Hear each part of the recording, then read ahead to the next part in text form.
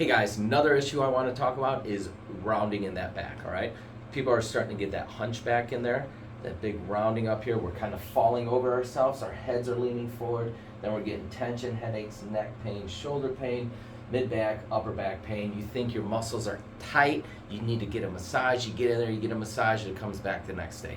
Well, your muscles aren't tight back there, they're getting stretched, and we want to strengthen them to pull them back, all right? So it's muscle imbalance, it's segmental dysfunction, it's the joints not moving properly, and you can't stand up straight because you feel restricted. You have subluxations, which are these joints that are misaligned that aren't moving properly, allowing you to have that mobility, all right? So what we do first is we adjust the spine. We get all those joints moving properly.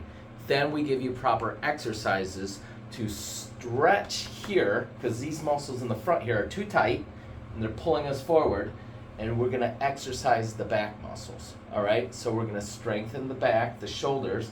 That's gonna pull the shoulders back, stretch the pec muscles. These are big muscles here that are always too tight and always too strong because we use them all the time.